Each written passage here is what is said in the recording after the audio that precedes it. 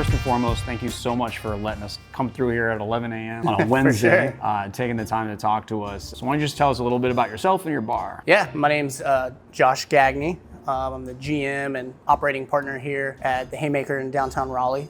We've been here for a little over 5 years, actually. Originally, we definitely leaned more on your experimental cocktail mindset with our program. And then once we got into our groove, we found things as who we were and what their favorites were, things that I took off the menu that kept getting asked for. So now they're our own classics. So we still like to be experimental with what we're doing, but at the end of the day, it's all about our consumer. So what would you say the program kind of focuses on? So obviously, like, we're talking about 3 to 5 ingredient drinks that are quick to execute, but then also experimental. So does that mean that you guys are doing things like, are you doing like culinary style things or farmers market cocktails with like a classic build, or like what do people expect We here? found that just because the delivery of the cocktail can be quick doesn't mean that what went into it needs to be quick. Right. So for here, we take a lot of time behind the scenes to barrel age our cocktails, or make syrups that take a couple days. We've had clarified no punches on our menu. One of our most popular cocktails of all time, the Bad Guys Wear Black, is an old-fashioned spin-off that we use the greatest name for a cocktail, by the way.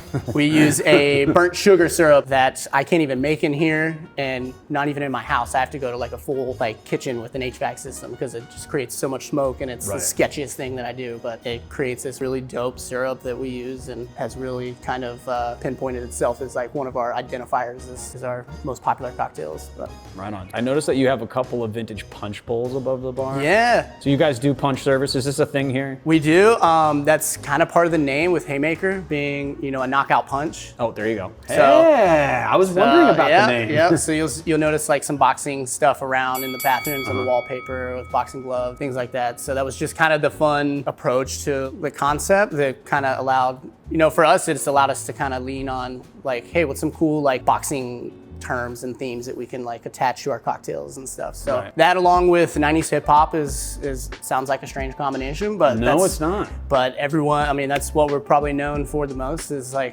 the hip hop bar in downtown. So there's a ton that we can do as far as relying on sort of a creative start. Cool, man. Should we make some cocktails? For sure. I'd like to see what you guys do. Yeah. So we'll probably start with that Bad Guys Wear Black. Yeah, let's do that. So essentially, we're gonna build it just like an old-fashioned, a classic old-fashioned, but we're gonna add a little burnt sugar syrup, a little Luxardo, a couple dashes of bitters, and we'll go from there. So we're gonna start with 2 ounces of, we've always used Old Forester 100 proof here for our old fashions and for this Bad Guys Wear Black. I like a little higher proof bourbon in old fashions because you want that to stand out. Then we'll go for a 1/4 ounce of this burnt sugar syrup, and we'll do a bar spoon of Luxardo, a little maraschino cherry, a couple dashes of Ango, a little cold draft ice, but if you don't have cold draft. From there, we'll just hit it with a little orange zest over the top. I'm gonna take it strong. I'm gonna take a straw taste of this. Oh, hell yeah, it's nice and dry. It's got that, you can taste the maraschino, but it's got that burnt kind of bittersweet thing. Yeah. It's nice, yeah. And it doesn't actually, see, my whole thing was that the burnt sugar syrup would detract from the flavor of the bourbon. It doesn't. That's why you gotta go 1/4 ounce at the most. What's next? So we've got the Sing Like a Bee, which is Earl Grey infused gin, some fresh lemon, honey, and fresh orange juice. There you go. So we're gonna start with 2 ounces of Earl Grey infused gin. You can use whatever kind of gin you prefer. After that, we'll go to 3/4 ounces of fresh orange juice. Then we'll go with a 1/2 of lemon and a 1/2 of honey syrup. And then this one's fun. We always like to grab a fancy teacup. This would be so cool to serve Sing Like a Bee out of. And this one again with the orange, we'll just add a little fresh honey on top. Love it. Like afternoon tea, the best afternoon tea. Pinky out. Pinky out like so.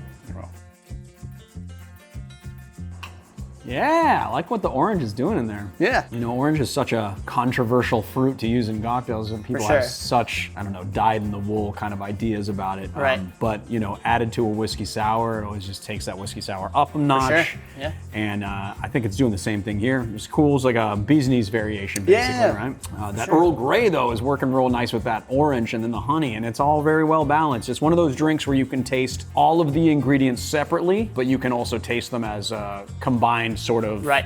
thing that evolves, which Yeah. is nice. Which is, as long as you can get a good balance, that should be kind of the goal for it, right? No, it's not overly sweet. It's Yeah. nice and tart. And so I'm gonna refute the people who say like 1-to-1 honey. Like, I don't think 1-to-1 honey balances citrus very well at all. It ends up being a little too tart, I think. Right.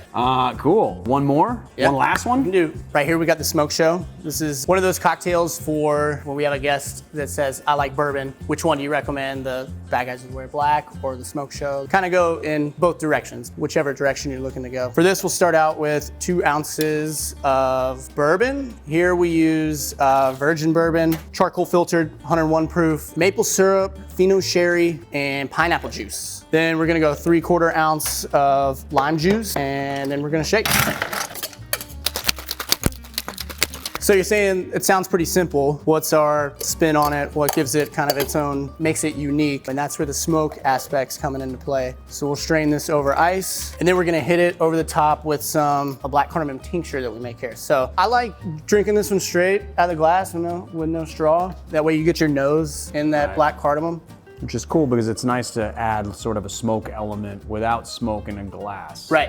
So either using tea, black cardamom's a genius stroke I never thought of. So there's that, but like it's always good because, for me, simplicity doesn't denote something that's not complex. It's just someone who's had the creativity to think of something that would be complex, streamline it, all right, and then think of so for instance, like maple syrup, Fino, and pineapple sounds, not only does it sound fire, but I haven't come across that at any other right? So it's just like a streamlined version of something that would be complicated, made into a 3-step drink. A lot of questions we get with this is, it sounds sweet. I don't like using the word sweet because it sounds very overpowering. Maple syrup, although it's sweet, we balance it out with fresh citrus so that it's more rich than sweet. So it does its job from a sweetness perspective, but it does still balanced. But it also has 3 different elements that are adding citrus that are adding sourness to it. So you've got your lime juice, you've got your sherry, and then you also have the pineapple, which has some citric acid as well. Right, so you're kind of getting that citric element that's balancing that sugar out anyway. And the maple syrup, everybody, is adding a warmness to it and sort of a fall complexity to it. That's what we're looking for this season, right? Exactly. That's what we're looking for. This became, when we first opened, I think this went on in the fall. Then we got through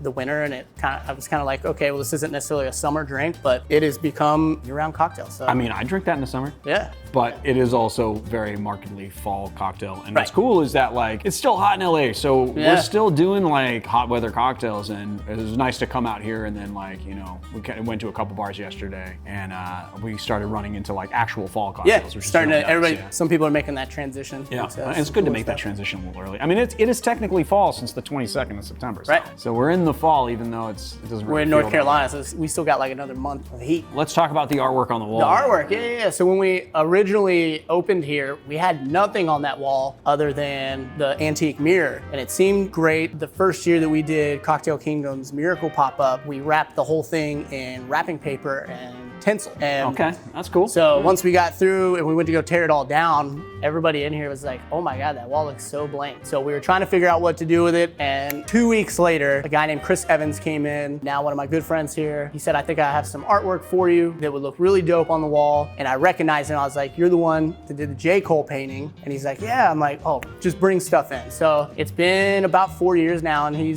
and I just have a great relationship on him bringing in artwork. He's changes stuff up all the time. Usually tries to match it with our concept here, which it's like the Biggie and Nipsey and J. Cole. And then he recently opened his tattoo shop in downtown Raleigh. So now one of our neighbors. So works out great. And that's another talking piece for the space where everybody's trying to guess who all is in the artwork. So, hell yeah, I love it. Good Trip Inc. is his Instagram account. And he's got a lot more of his really dope artwork. Cool, man. Well, I want to thank you so much for doing this. Yeah, high five. Thank you. Yeah, glad y'all made it out. Appreciate you. Yeah, man. I think everybody should come drink at this awesome bar because it's awesome. For the sure. drinks they are fire. So. Awesome. Appreciate it. Yeah, man.